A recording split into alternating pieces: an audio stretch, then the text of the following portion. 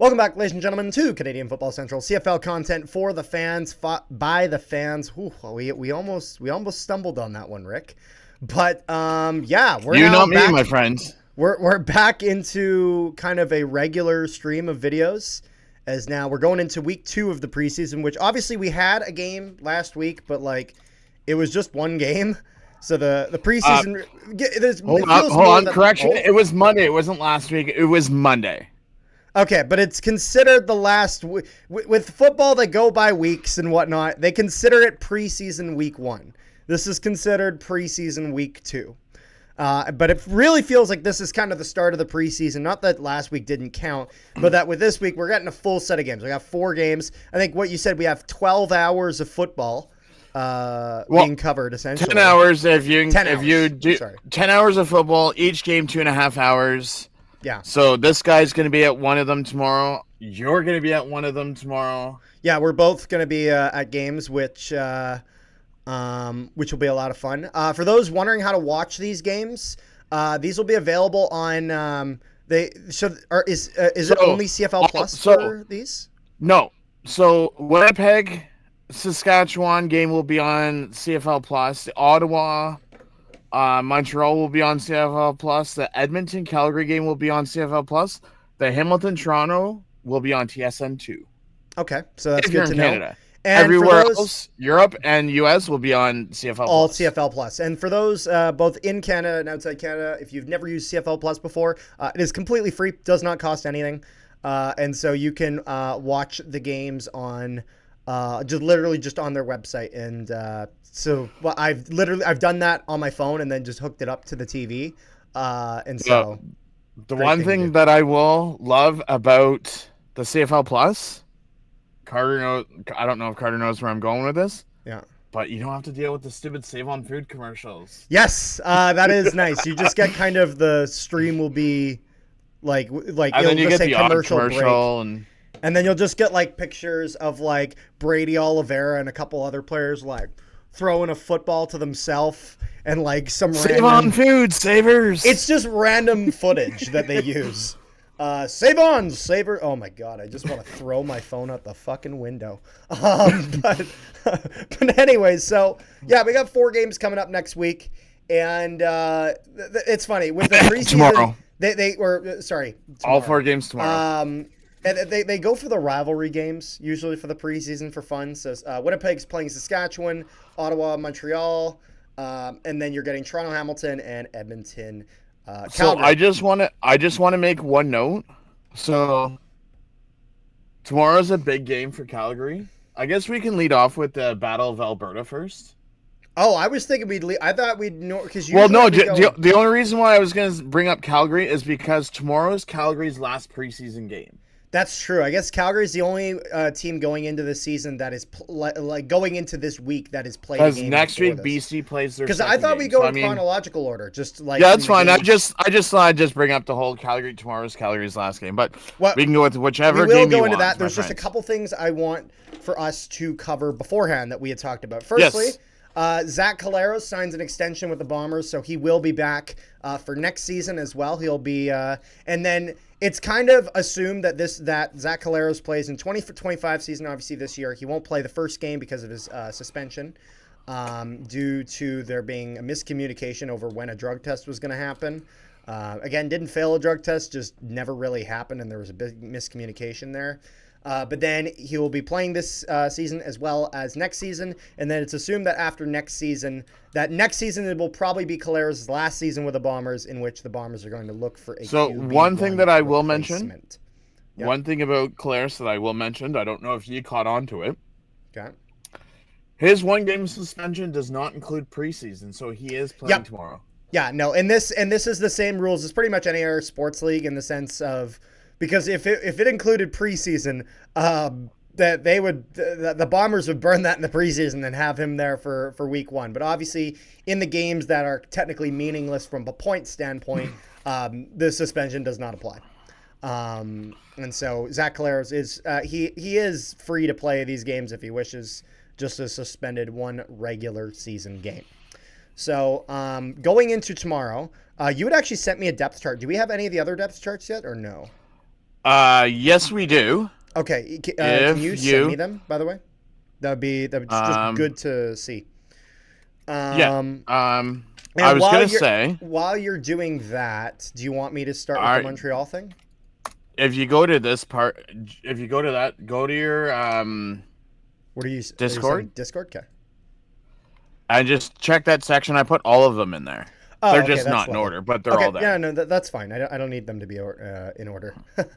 Okay, so before we get into that, we got one last thing before we get into the games, which is that news out of Montreal, which Yes. for the fans of Montreal, I'm not sure how they're going to feel, but for anyone that watches the CFL on television is probably going to love this, which is that the Montreal Alouettes have finally decided to ban the use of the air horns there. Now, when I say that, I want to make this clear that when I say air horns, I am talking about the ones that you are not blowing into with your mouth and the ones that you are pressing down on like this So, or pushing like this.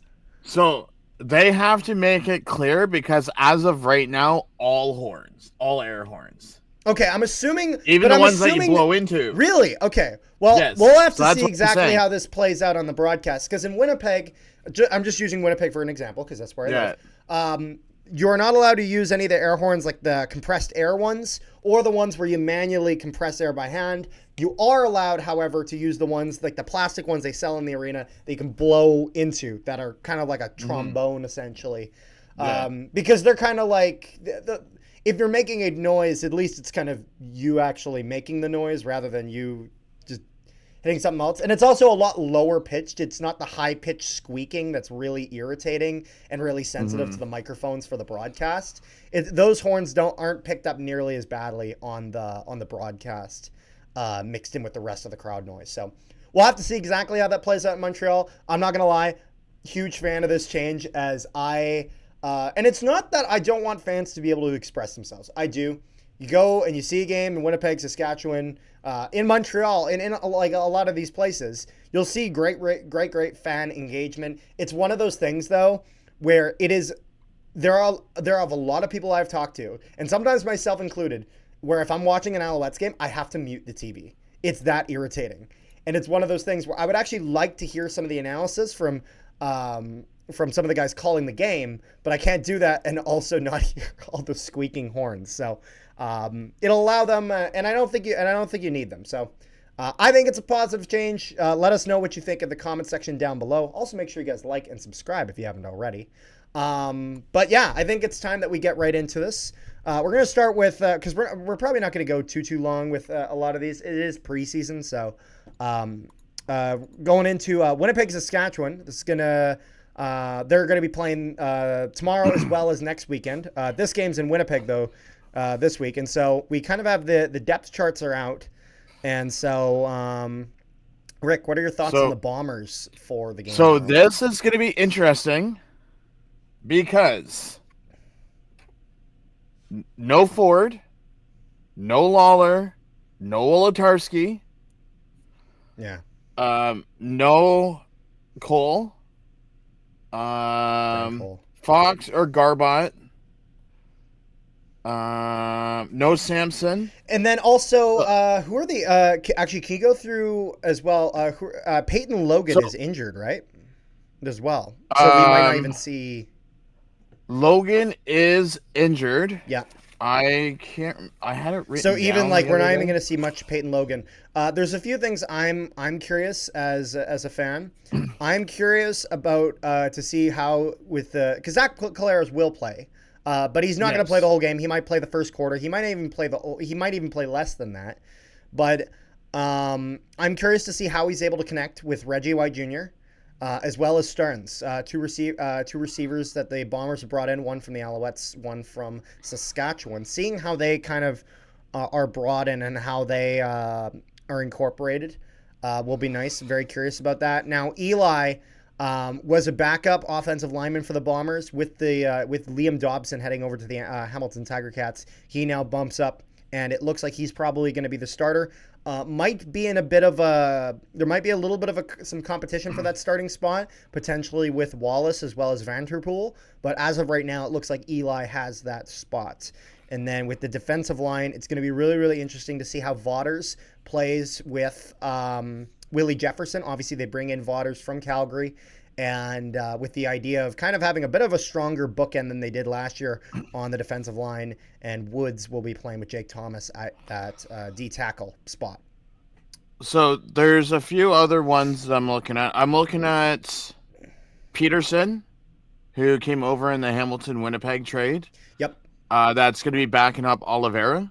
Yeah, and again, but this is because Peyton Logan is out. If Peyton Logan was healthy, Logan's their second man there.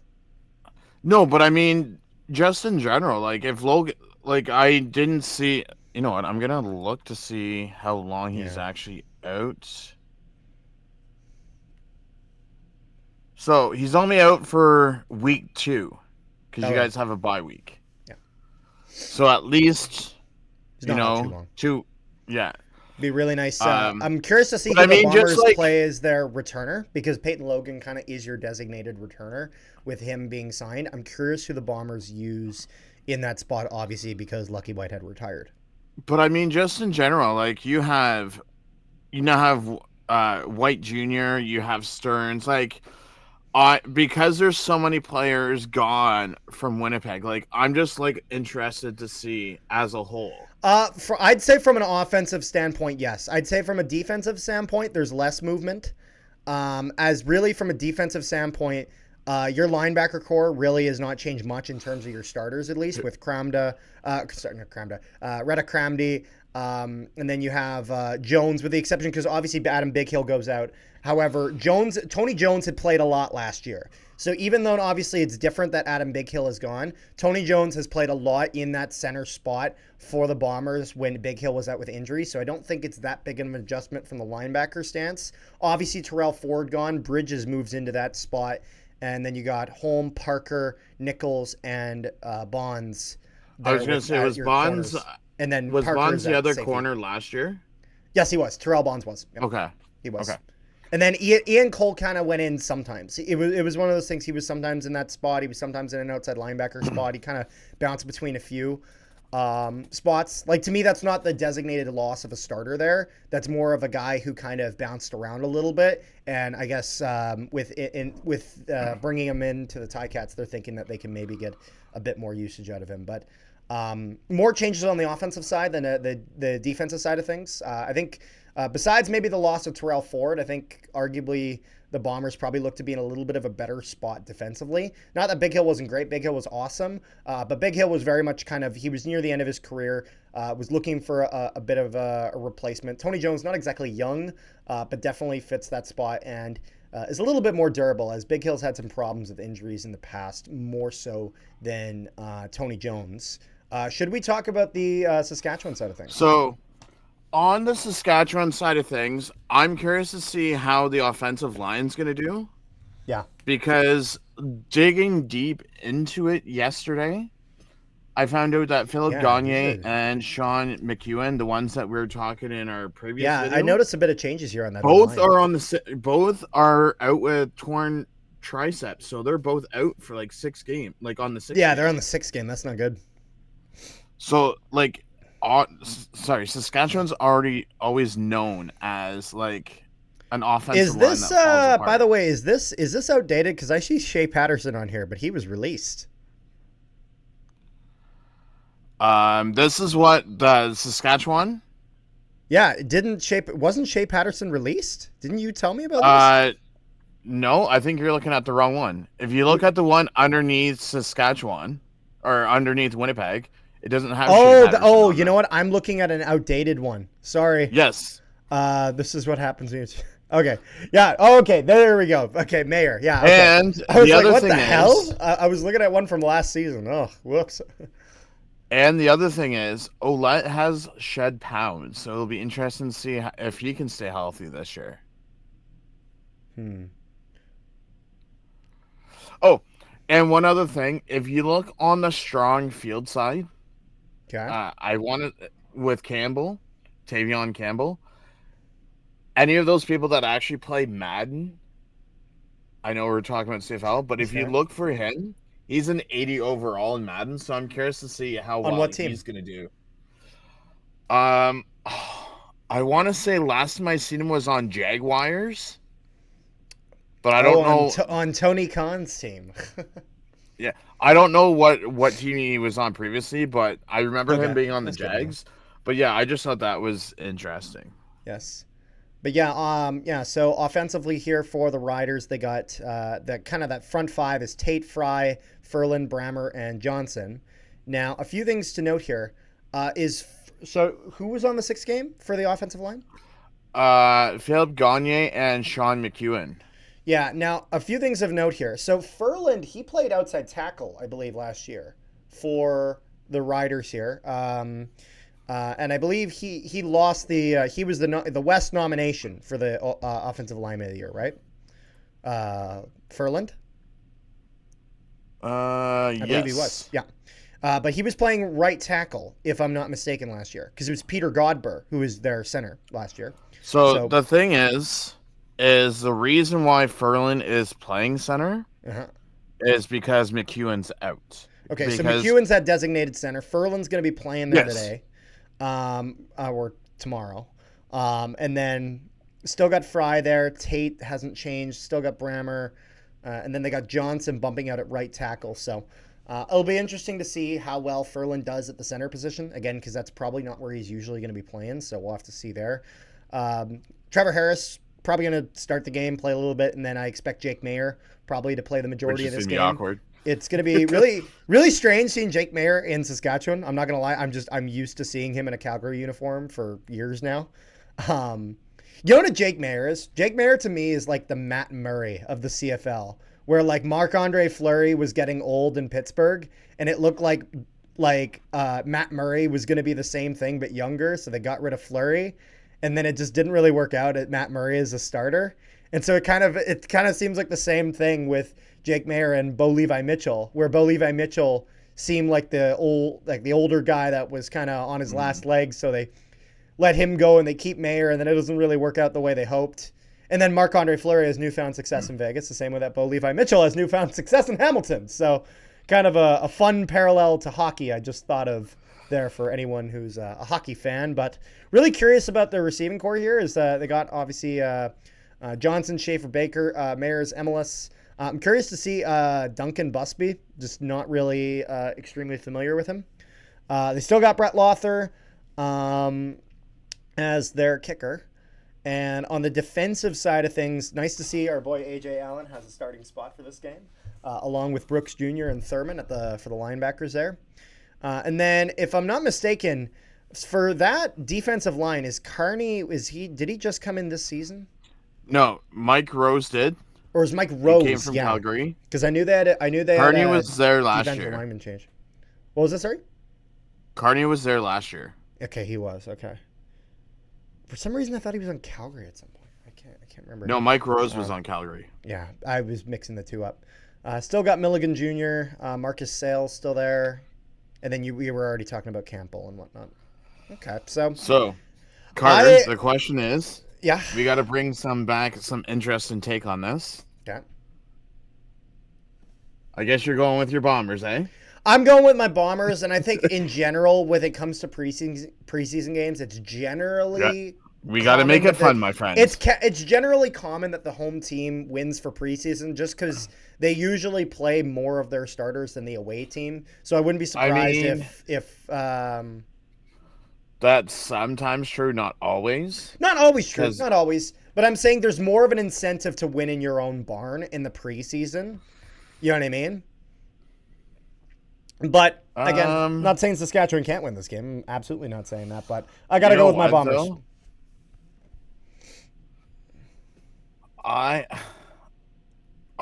See, this is where a point that you brought up earlier is all the starters are either going to play one round of plays, or they're going to play a quarter, and then the backups are going to come in. So it's kind of like, are the backups going to do well, or are they not?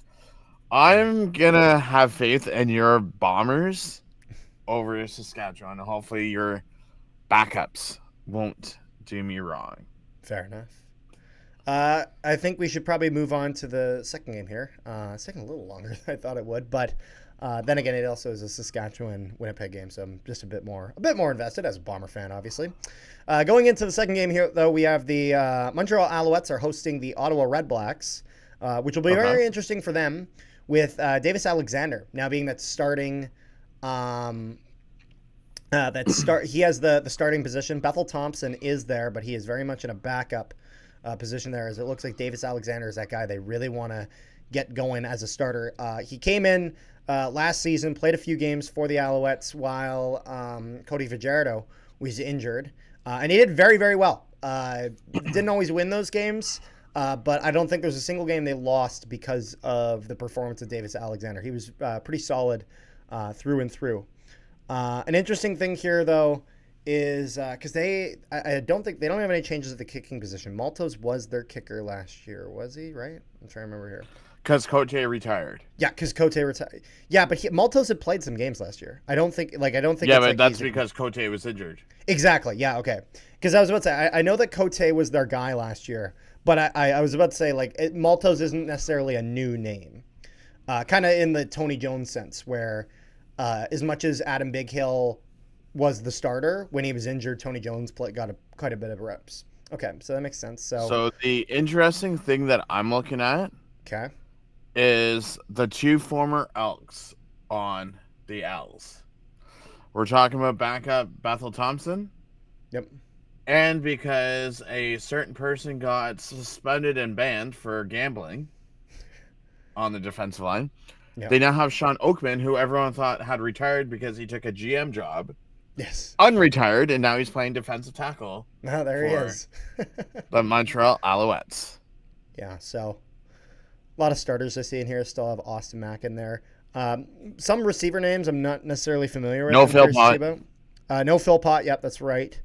Curious to see Wayne, Lindsay, Eladio, VC, as well as Barbin. Just not really that knowledgeable on them. Curious to see how some of them perform. And then it's funny, a lot of depth at those linebacker positions, especially that center, that middle linebacker, and so really curious to see how that goes for the Alouettes. But overall, not too bad. But if we're looking on the Red Black side of things, some changes here.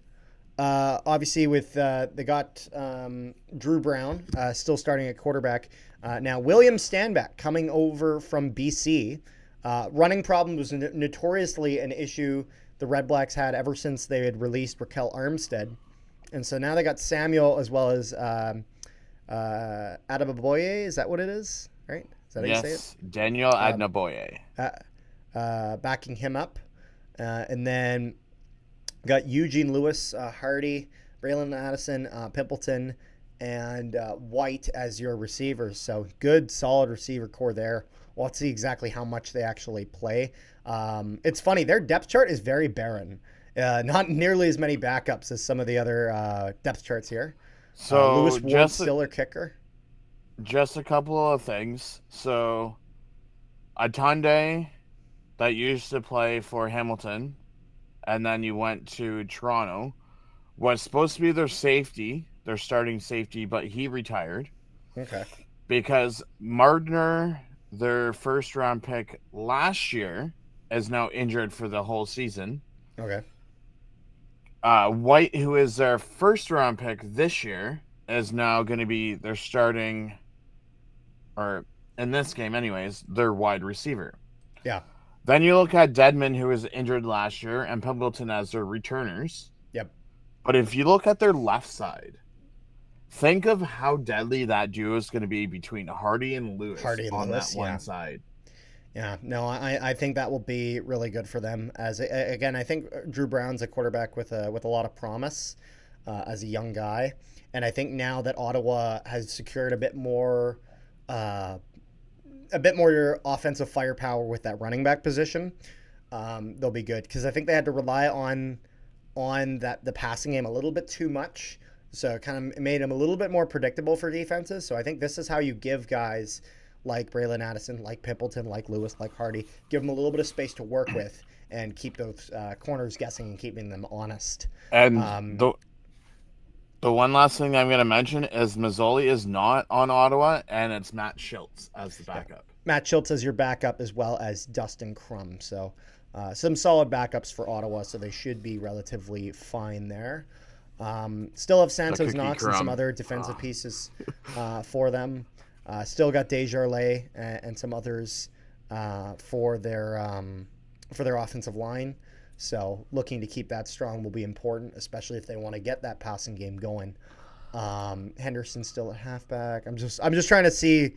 I'm just trying to remember what their depth chart was last year and kind of compare. I'm actually kind of scrolling up to take a look at some of their older depth There charts is from last also one name on here that is not playing. Okay. I'm just trying to think. You can't remember It's what name it is? on defense. It's a big name person. I'm just trying to think. Because he re-signed back in Ottawa. And name does not come to mind, and it's going to drive me nuts. Is it like Onyeka or something? I'm trying to remember. Darius Pickett. Darius Pickett. He is not playing. I see. So, all in all, though, Rick, prediction. I don't. Yeah, Lewis and Hardy are going to play, but they're only going to play for like a quarter. Again, this is I where have faith in Montreal's depth backups. And again, this is also one of those things where, again, in preseason, there's more of an incentive for the home team to play more of their. This is where you separate. This is where you separate the men from the boys. Who can really? So this game will show you who. We're talking about Toronto Hamilton now, eh? No. I'm just saying in general. Oh, okay. So this is my theory: is this week's preseason games will show you who will be on the team. Most likely, because there's a lot of spots that are untouchable in certain places, but there are definitely no. Spots But available. what I'm saying is, like this, you'll get like a good idea of who's starting. Yeah. And then between the second half of this week and next week will be show you who gets cut and who the practice 10 roster players are. Well, and then also which of these kind of younger guys have a bit of promise that can maybe make an impact this year that maybe had not been there last year. So the next game we have is between the Toronto Argonauts and the Hamilton Tie Bombers. Oh, as the Tie Bombers are hosting the Argonauts. So you're saving the Battle of Alberta for last, eh? Yeah, because it's also the latest game. Because you start this one at 6 o'clock Central, 7 p.m. So, okay. If we're looking at, because remember, we're going in order. Because the first two games are both at 3, and then this at 6, and the last game's at 8:30. Looking at this one here, interesting look here. So now, I'm trying to remember, was there any coaching changes you guys had? Coaching changes, yes. Okay. What did you guys have for coaching changes? Let me bring up my coaching. Because that's kind of relevant when we're talking about Hamilton, because that was kind of a big point of contention last year. Okay, so coaches. Sorry. Okay, so we have a new. I'm just looking at your main three. I'm just looking at your head coach, offensive and defensive coordinator. Oh, okay. So we have head coach and offensive coordinator the same. We have a different defensive. Like still Milanovic? Yes, and we have a different defensive coordinator. Yeah, because you guys had Chris Jones at the end of last year, but he wasn't actually getting paid. So who is it now? Yes. Brent Monson from Calgary. Okay. Because Chris Jones went down, and he's down with Bill Belichick, right? In North Carolina. Belichick has his own controversies to deal with now. So, which you want to look at, the double blue or the black and gold? So we're gonna start with the black and gold. We're gonna start with the home team as we have with the other ones here. So if we're starting with the Ticats here. Bo Levi Mitchell backed up by Powell and Frost, and then Herdison. Interesting at the running back position here, as Bell is your starter here with Johnny Augustine playing backup And so I expect that Augustine will get a decent amount of time in this game. Although I expect that Bell will not necessarily get like a sliver of time. I think he'll get a little bit more than maybe some other starters potentially in this game. So the way that the running backs will work this year is, if you've seen in previous, when we had James Butler did like most things like Brady Oliveira did in Winnipeg. Okay. What I think that they're going to do this year is they'll still have Bell doing vast majority, but they'll have Augustine like, it's more of like a 1A, 1B type thing. Yeah, I was about to say, that was kind of the impression that I got And then from a the two. Ticats last year, was that their backup, they were more active with their backup running backs than a lot of other teams were. Like, whereas with Winnipeg, literally the only time you'd see Oliveira go out of the game is if A, Winnipeg had a huge lead, B, Oliveira was injured, or C, if they were resting Oliveira because they had like clinched a playoff spot. That was pretty much the only time you wouldn't see Winnipeg playing Oliveira. Oliveira was the bread and butter of that team, offensively. Looking at the offensive line, not a ton of changes. Liam Dobson does slide in, though. He's going to be playing right guard, played left guard back in Winnipeg, so not a huge adjustment, just playing on the right side of Woodmansey, who was your guys' center last year, as far as I remember. No. Or Woodmansey was our right guard, but because because I was about to say Beard went Woodmansey. to I know that name. So Woodmansey played right guard, but now he's rolling into playing center. center. Yes. Okay, I see. And who's your guys? So center just last year? to point out a few things. So the player under Tim White on the left side is Johnson that played for Josh Johnson that played for you guys. Oh, didn't you guys have Beard last year as your center? Yeah, he went to Edmonton. Gotcha. That's why Woodmansey's there. Sorry, I was just trying to remember. You know what I mean? Okay. So just because I know there's a lot of Johnsons and whatnot, so that slot back under White on the left side is that John Johnson that we got that came over from you guys last year. Yeah. Or in the offseason.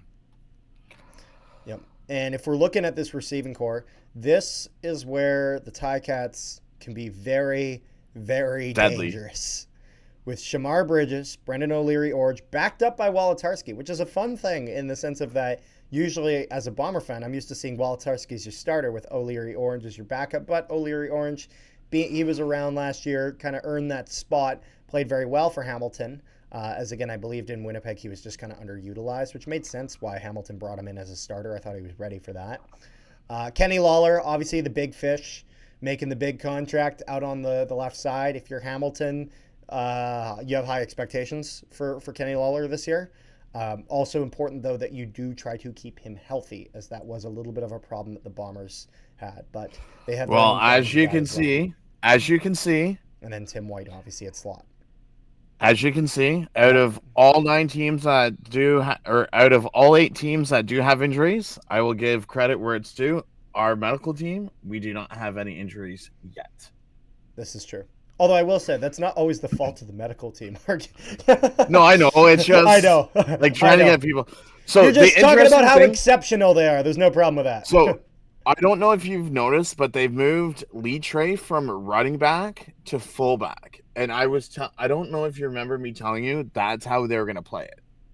I don't remember you telling me that. Do fullback stuff and blocking and short yardage. No, that makes sense. He did well in that. Again, I had kind of wondered why the Bombers wouldn't when Straveller was at him, like, just put Oliveira at quarterback and have him punch it in. He's a friggin' tank. The other 2 other things I'm going to mention before we go to defense is LaBelle for fullback tight end was just released by Toronto yesterday. One thing I just noticed defensively. I'll let you finish what you're saying, but okay. Is LaBelle was just released by Toronto, and he's now already in our lineup. So a day to learn the playbook. I don't know about that. 4th string fullback, yeah. Now, as far as young receivers to watch, will be on Hillier, that's back up to Lawler and Brooks. Okay. Because I was about to say, only because he's not necessarily a new name for Hamilton. No. I'm just saying, like, all the new people that came in from last year is because Hilliard was filling in for Lawler when Lawler was out, like banged up for 2 days, and then Brooks is the backup kick return, punt return. And the one thing I will also say for any Ticat fans out there, if Wolodarski gets in field time today, I imagine that the Ticats try to use him similarly to the way that the Bombers used him, in the sense of that he's kind of you're never going to give the long ball for Wolodarski. He is your consistent. If you're 2nd and 10, he'll get you the first down. So kind of a good. So you're saying he's more of like the 5. He's a possession receiver. He is 100% a possession receiver. He's a guy that like is not going to make the most flashiest of catches. He's not going to get you 40 yards. But if you're 2nd and 10 and you need a first down, he'll get you a first down. So going over to the defensive side of things, I want to talk about the defensive line. But before we do that, correct me if I'm wrong, was Moxie not your middle linebacker last year? So, no. Moxie was splitting between Sam linebacker and corner. Okay, because I remember him last year playing linebacker. Because this is Jonathan Moxie, right? Yeah, he played Sam linebacker. You know what it was? I think he played center linebacker, like middle linebacker for Calgary. I think that might have been. Oh, it's quite possible. I think he did, because he was on the Stamps beforehand. But if we're looking at that defensive line, I see a lot of Bombers there. The Winnipegish defensive line. Obviously, Casey Sales, he's been in Hamilton for numerous years. Obviously, he was in Winnipeg beforehand. I've mentioned this 1,000 times. But Fox and Garbutt coming in from Winnipeg just this season. You can actually watch. We had Miles Fox interview on the channel here. Make sure you guys check that out. It was a great interview. I will also say Herbert came from you guys as well. So Hubert? Hubert, sorry. Yeah, he's your third. Let's put it this way: the only 2 people that were on this defensive line from last year, Kendricks at defensive tackle, and Sales. That's it. Yeah, and even then, Hendricks is backing up Fox. So, well, I mean, they want. Hausshire came over from Calgary. Bagnut is our 2nd round pick. Yeah. Samson we got in the draft day trade. Fox and Garbutt are your normal, the players from Calgary or from Winnipeg. Yeah. Marty is a draft pick. This is the interesting thing when it comes to linebackers. So the 2 Sam linebackers are rookies that we signed this offseason, like Americans, so I have no idea what they're going to bring. Verisek for the middle linebacker is our 1st round draft pick from this year's draft.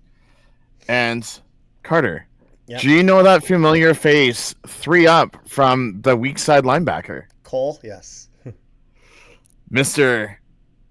Cole, that used to play for Winnipeg as well, Mr. Special Teams Cole. Yes. So that will be interesting as well. Yeah. As far as go ahead. I was about to say, because then if we kind of pull it back to that secondary, obviously we see Peters there. Did Peters play secondary for you guys last year, or was it was no? So Peters was court. So I went court. Peters, Talbot, Kachatonis. Yeah, I remember that. And then we had someone else at the halfback, and then Moxie. And then Moxie bumps out. It looks like fully to corner. And then big fish in the room, Deshaun Amos coming over from the Toronto Argonauts, and Rick is going to stand up. They got to see it. Stand up, Rick. He's got a brand new jersey for Deshaun Amos, and I can't read. What does it say on the back? It has his signature, and then it says what, Rick? Hey, hold on. No, you don't have to take it off, Rick. Let me take it off first. It says much love, Argos suck. Well, okay. Well, now if you took it off, now you got to show the camera. Or never mind, you're already putting it back on. But that is what it said. Yes. I don't know what you said, but because my headphones flew off. But sure. Oh, okay. I was like, oh well, now that you got to take it off, you got to show the camera. But I'm like, no, you already got it back on. Never mind. The best thing about it was when Matt Shinetti from TSN seen it. He's like, "Oh, I gotta take a picture," and then this guy goes and posts it on social. So did he ask you if he could do that? Oh no, he did ask permission first. He did ask permission. What a legend. But let's. I want to talk. Let's go to the double blue. I want to talk briefly about that, and then I do want to get into the last one here, just because I do have some stuff later. But yeah, that's fine. I do want to make sure we cover this. So. Going on to the Argo side of things, obviously Chad Kelly not necessarily healthy yet. So Do we know a timeline on Chad Kelly exactly how long? They're saying that if right now he's kind of 50-50, if he's not ready for game one, he will be on the IR. Okay. And then if we're looking here it looks like Nick Arbuckle is going to be the star. Dukes backing him up. Obviously, Dukes played the majority starting it for it last year. But when your name is Nick Arbuckle and you win the team a Grey Cup, believe it or not, they want to give you some field time. And you get MVP. And when you get Grey Cup MVP, you kind of have at least earned yourself a starting spot for the preseason. So, Nick Arbuckle, he's had his problems in the past, but hey, he got it done in the biggest game of the season for them last year. Absolutely well earned that spot. With Coxie and Daniels as your two receivers on the left-hand side with your receiver as well as slot back. And then Unger and Hergé Mayala coming over from Edmonton. In my opinion, Mayala was fantastic last year from the Elks. Just needed a bit more utilization. And so I think that was a really, really, really strong pickup for the Argonauts. So just on a small note for running back, you don't see Kevin Brown that came over from Edmonton, and you don't see Carney either. Yeah, because as of right now, they got McMahon as well as Williams. Now, did Kadeem Carey stay there? Yes, he did. He resigned. Okay, because I heard he resigned, but I don't see him here. Is he injured or? That's what I was just saying. You don't see Kevin Brown or Kadeem Carey as they're not playing this game. Yeah, and then if we're looking on the defensive side of things, starting I guess at the defensive line. Behind number Mr. 97 on the left defensive end, there is another former. Yes, Haba from Winnipeg. the Bombers is over there with Derek Parrish, another guy that we've done a wonderful interview with. You guys should check that out after you're done watching this video. However, I'm going to say, man, that defensive line was someone just took an axe to that, because not that it's bad. It's absolutely not bad. Again, Derek Parrish I thought was really, really good last year for them, and it's going to be really good for them this year. But losing Jared Brinkman as well as, why am I forgetting his name? The other big fish defensively that they lost on the defensive You mean line. the multiple big fishes They lost that two of them. They lost on? Jared Brinkman was one of them, and the other one was who did they lose? They lost another one. Oh, there was multiple that they lost to a certain team. I know. I'm trying to remember the other one. Jake Serezna was another one. Serezna. That was the other one I was thinking. Robbie Smith was another. Oh, yeah, that's right. I forgot about Robbie Smith. But I will say here, Christmas came from Saskatchewan, defensive tackle. Lanier for defensive tackle that's backup came from Saskatchewan. I want to make this clear. It's not that necessarily... Hawks Jr. came from Saskatchewan. It's not necessarily that this is a bad defensive line. It's not. I'm just saying, when you look at their defensive line last year, was the best part of the team. No question, full stop. Wasn't even close. That defensive line for Toronto was such a threat to every other team. It forced them to play off their game. And so I'm saying Toronto this year, even with it being good, they're not going to be the same threat on the defensive line that they were last year. But again, they have made improvements in other areas, and their defensive line still should be a formidable, solid defensive line. I don't think there's a huge amount of changes at linebacker. Actually, I don't know if I see any. Was Judge there? Because didn't they get Judge in a trade? So Judge came over in a trade from Calgary. Winton McManus, Mr. Toothpick King himself, is not playing. And then I see D'Arcangelo playing at middle linebacker. Yeah, and then Mauger, was he there before? I think he was. Melage was there last year, yes. Melage, is that how you say that? Yeah. Isn't it? There's no L. Sorry, it's Moget. Moget, I was about. Where's the L, Rick? Connor will kill me if I get any Blue Ball or Argonauts names wrong. It's Quentin Moget. Speaking of players they're not there, did Haralahu, did he retire? No, he's just injured. He's just injured? Okay. Sorry. Because I noticed that he's not injured. He was number 71. He's on the suspension list. He's on the suspension list to give other people looks. Listen, did you not notice that rule?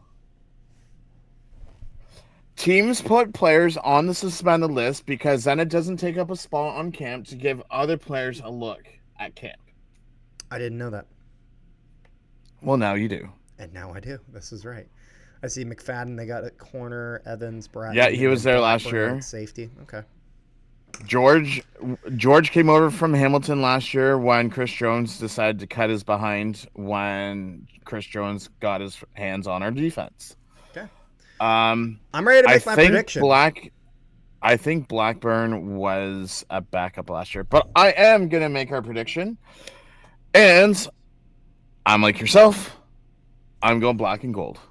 I'm going black and gold as well. I think that the Ticats, as much as the Ticats made changes and there's going to need to be some adjustment time, I think there's more of an adjustment to be made for the Argonauts here. Not saying that the Argonauts won't be a top team. I think they absolutely will be, and I think they will be good. I mean, as the defending Grey Cup champions, you would hope that you're able to kind of stay as a competitive team in that regard, and they have a lot of weapons there that they can do it with. Hamilton, they got the incentive to win at home. Hamilton made a lot of improvements in areas that they needed to improve in, and now Bo Levi Mitchell, he's got more toys to play with, my friend, and so I think the Ticats will get it done. And also, I'm also very knowledgeable about the players they brought in with them bringing in so many Bombers. So I know that they brought in good talent. So I'm going with the Ticats there. Because if not, it feels like I'm almost going against the Bombers in a strange way. But if we're looking at the last game, we got Edmonton versus Calgary. Now, before we talk, normally we would just go into a normal overview of this. Rick, I want you to talk about maybe some of the Stampeders specifically from last game. Because I think they're the only team going into this week that is playing this week that had a game in week 1 of the preseason. The difference between this is, okay, last week you basically saw a team of rookies. This one, they're playing their vets. Yeah. So you have your Eccles, your Jones, your Alford, your Dominic Rhymes, who came over. Antwee's going to be playing. Adams is going to be playing. Bagleton's going to be playing. Phil Potts. Ordamalade is going to be playing, who came over in the Judge trade. Moncrief, who came over from Saskatchewan. Webb, who came over from Ottawa. So there is... Let's just say there's more vets playing in this game than there is Edmonton. Yeah. No, but if we're looking here, because obviously a game in Calgary here at McMahon Stadium, if we're looking for Calgary, a lot more veterans playing in this game, like you were mentioning. Really going to be curious to see because who was it that played the majority of that game at quarterback for Calgary last week? Because it wasn't VA. It was Walker. No, it was Walker. And Walker went 8 for 16. I expect that VA is going to get a lot more time in this game. Obviously, with this being a home game as well, the VA is going to get a lot of time. And especially since, again, Calgary's kind of been in a bit of an identity crisis in a sense of not necessarily that they've had terrible teams. They haven't been terrible. They just haven't had kind of that driving factor that can get this team back into really being competitive and maybe bringing a Grey Cup back to Calgary. Vernon Adams Jr., absolutely incredible for the BC Lions at the start of last year, gets injured. While he's injured, BC gets a shot at getting Nathan Rourke back, which obviously they had all those fond memories of him, and so it was just too good of an offer for them to pass up. Spent the big amount of money on him, and Vernon Adams Jr. goes from being MOP candidate to being benched by the guy that they just brought in, who's not performing the way that they wanted to. Again, I think Nathan Rourke will probably have a bit of a bounce back year compared to his performance last season. But I don't think there's any way people can deny that VA certainly played better in those first games than when Nathan Rourke went in. So I think if you're Calgary, you're looking for Vernon Adams Jr. to have that similar effect at the start of this season. And I think having a strong performance in the preseason will be big there. Some changes here. I saw that obviously if we're looking from last year, Ormalad, was he on Toronto last year? Ormalade. Yeah, sorry. he was on Toronto. He was on Toronto came last over year? in the Cam Judge trade. Oh, he was part of the Cam Judge trade. Yep. And then I see obviously Dominic Rhymes coming from Was Rhymes in Ottawa? Rhymes was in Ottawa. Yeah, because I was about to say, because he was in BC, but then he was in Ottawa first. And then they got Jalen Philpott playing. Again, Jalen Philpott looking to have that breakout year like his brother. And then Cam Eccles, decent receiver for them. He had been solid. Reggie Begelton, very much kind of the familiar face in Calgary, and has been very reliable for them a while. Mills, solid season for them last year. Going to try to continue on that. Rene Paredes, obviously, still money. Kicked a 52-yarder just last game for them. Moncrief, he came over from the Alouettes, right? I believe. Is that right? With who? Moncrief. Sam Linebacker? No, Moncrief came over from Saskatchewan. Or he was in Saskatchewan. I can't remember. Yeah, no, I think Calgary's putting a strong foot forward in this game. And again, yeah, I think with them having already played a game, there's going to be more of an incentive to, in addition to them being the home team, to play more starters. If we're looking, is there anything else you want to say about the Stamps, or shall we go to the Elks? I'm ready to go to the Elks. Okay, let's go to the Elks. Cody Fajardo, starting quarterback for him. So now is what's his name out? Is Trey Ford's not playing. Trey Ford's just not playing? Okay. Not dressing. No. And so, yeah, Trey Ford not dressing. And I don't think Terrell Ford is dressed either. I don't see him here on the depth chart. So, for some reason... So, it's weird because I was just looking at their depth chart. Mm-hmm. So not only do they have Terrell Ford, they now also have a Demetrius Ford. Is Demetrius Ford related to them? I would like to know this. I don't know, but I was looking at the depth chart and I'm thinking, why do they have Tyrell Ford as a backup? Because he's playing secondary like Terrell Ford. I would like to know if anyone knows in the comment section below, is Demetrius Ford related to Trey and Terrell? This is what I would put as a rookie lineup. Yeah, it certainly is. Kongbo and Barlow, defensive ends on the left side, used to be Ticats. Reese Martin used to be a Ticat, number 99. Didn't really get much playing time. As far as that's it from that I know of the defense. Also, one thing I just want to say, for the Edmonton Elks staff who make this depth chart, I appreciate rather than just using the little stars and this and that, to show national players, they put a little maple leaf there. I like that. I just wanted to say that. Gold maple leaf at that. Yeah, but it's a maple leaf. It's very obvious which ones are the Canadians. I like that. But yeah, so then on offense, there's, like you said, Fajardo, Middlemost. Yeah, I don't see Calgary. A bad lineup here for the Elks, but I'll put it this way: it's very clear out of Edmonton and Calgary. They're not winning.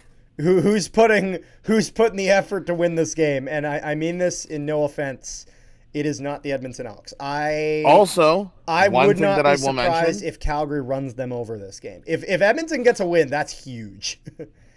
So with the lineups, one thing that I'm going to mention across the board, since you've already picked Calgary, I've picked Calgary. One thing that I forgot to mention that I would like to mention is this is the big week where we get to see lots of fun.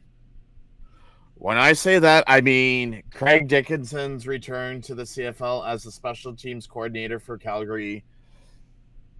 New head coach. Wouldn't that be Dave Dickinson? Isn't Dave? No, special teams coach. Okay. Oh, okay. I was trying to remember because they had because Dave Dickinson was a head coach. Craig Dickinson was in Saskatchewan. Then he had that off year, and now he's back. But he's back as a special teams coach, right? Then you have Mark Killam, who was a special teams coach. Is that right, Rick? Okay, good. I just want to make sure I have that. Then you had Mark Killam as the special teams coach in Calgary. He's now the head coach with Jordan Mansimic, who was the offensive coordinator in BC. And then Andrew Harris will be the running backs coach for Saskatchewan this year. That's the only change that they've made. It feels illegal. Rick Campbell, who is the head coach. Seeing Andrew Harris in green It felt weird when I saw it last year when he was cheering on Ouellette and he went to a game wearing a Riders jersey, but now he's coaching it. It just feels wrong. Then you have a new offensive coordinator, Jason Hogan, for Winnipeg. You have a new special teams coordinator, Rick Campbell, in Ottawa, who used to be the head coach for BC. And then also William Fields, who used to be the co-defensive coordinator for Toronto last year, is now the defensive coordinator for Ottawa. I think I got all the big changes out. So it's going to be an interesting thing to go. I'm really curious about Jason Hogan in Winnipeg, as I think that's been one of kind of the staples for the Bombers for the past few years, is that Buck Pierce offense, which, man, it was so simple, but it got him a lot of success. However, I'm excited for Jason Hogan. Not necessarily because I like, and the thing is because I think the Bombers have a lot of offensive weapons, and I think they just got a little bit too predictable over times. And at the end of the day, I think you can give any offensive coordinator Brady Oliveira, and as long as he plays them on some plays, you're going to see some success. So I have best of luck for Jason Hogan. Two things that I'm going to mention before you wrap it up. A, is Ottawa going to have a running game with Jason Hogan? AKA run the ball in the Grey Cup, people. Run the ball. Do you mean Winnipeg? And also, you said Ottawa. Oh, sorry, I meant Winnipeg. Also, let's get back to that game first. Yeah. One last thing that I would like to mention: if anyone is going to be at the Ticat game tomorrow, yours truly is being honored as the fan of the game at the third TV timeout, so I will be getting lots of fun goodies and being recognized by the team tomorrow. There you go. Which next video I'll have to show you all the goodies that he's the fan of this game. He's not the fan of next game, though. Remember that. No, especially when it's Hamilton and Toronto. All right. Well, thank you all for tuning in. I will let you digress and sign off. This certainly went a lot longer than I thought for a preseason video, but hey, we got through it. And we can play this game. We can play this game. You know I'm going to be wearing this tomorrow. Let's say. But are you wearing the collection? These many. The collection. We got 6 of them there. Anyways, peace, love, and positivity, all you wonderful people at home. And leave comments down below. Like, share, and subscribe if you haven't already. And we'll see you guys next time.